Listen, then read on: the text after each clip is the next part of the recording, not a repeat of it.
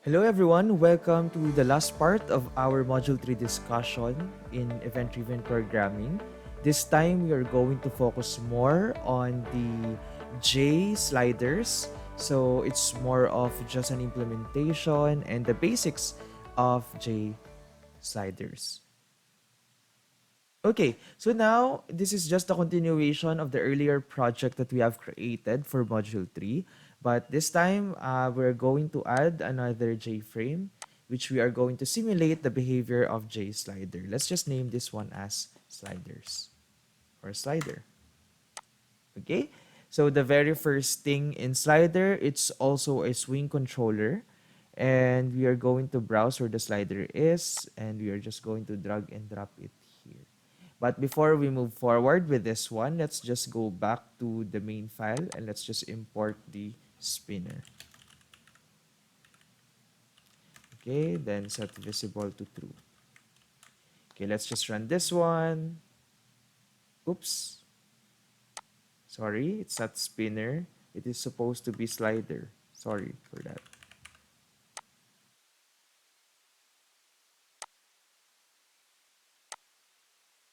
Okay, there just seems to be an error. Okay, so now we already have a slider, but this time we don't actually understand or we don't actually know what we're going to do about this.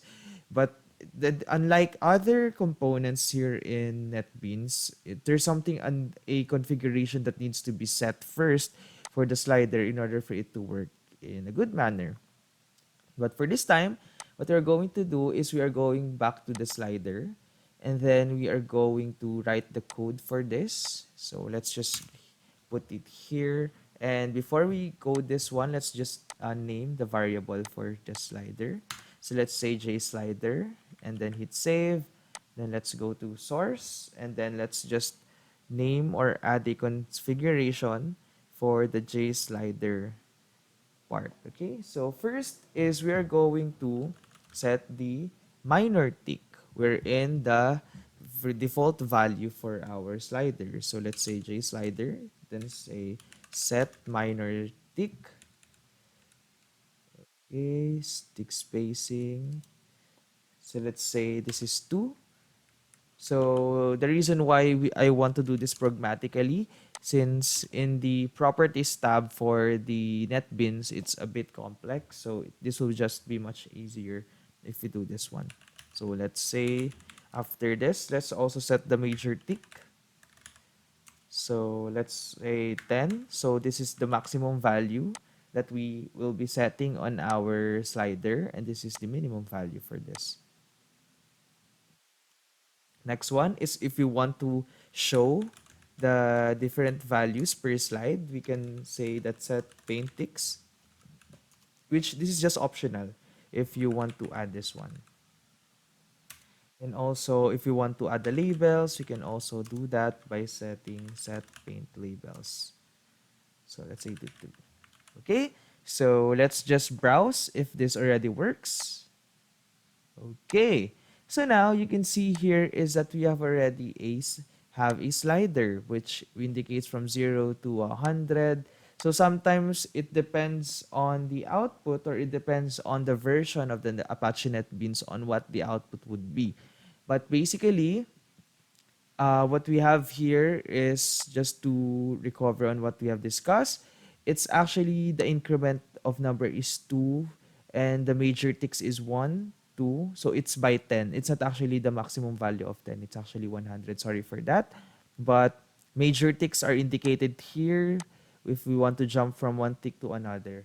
So there are different settings that we could also set up, but this time I also leave that to you to explore more on the different ticks. But since we also want to show the value that it's an ever-changing value, let's just add a label to show the different values in the slider. So to do this one, let's edit this text. Let's remove this one. And let's say JLabel slider value. Okay? So our goal here right now is actually to create a slider that shows the different values when this is drag and dropped, or when this is dragged from backward to forward. So what we're going to do right now here is we are going to add an event that whenever there has been a change in the slider, it will automatically trigger the event. So to do that, we can just simply double click this one. So it actually doesn't work. So what we're going to do right now is we're going to look for that here. So event press, so let's say property change or state change rather. So let's go for JSlide state change. So what happened here is whenever there are changes within the slider, it will automatically trigger this one. So what you're going to do right now is to set the value of the label that we have set, so we will be able to know the values that we have placed in it. So to do that is we're just going to call the jtext field, jtext field. Oops, sorry. I think I wasn't able to browse the name of this text field. It's JLabel rather, sorry. So let's go back to that code, JLabel. Then we're going to set the text. Oops, set text. Then let's convert the value of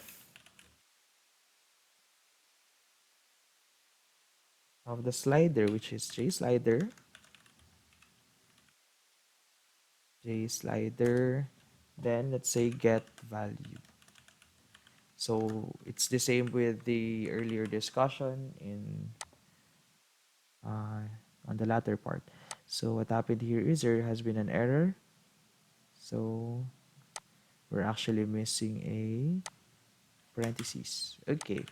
So now let's just hit this run. So we should see that there has been a change. So 100, and that's it. That's how you use a slider, and you can also remove this one in the bottom. So in order for it to be cleaner, let's just try this out. So let's just comment this out by clicking Control backslash, then hitting run. Okay, so now you can see here the different values that being set. So that's it, and see you again in our next module for our next discussion.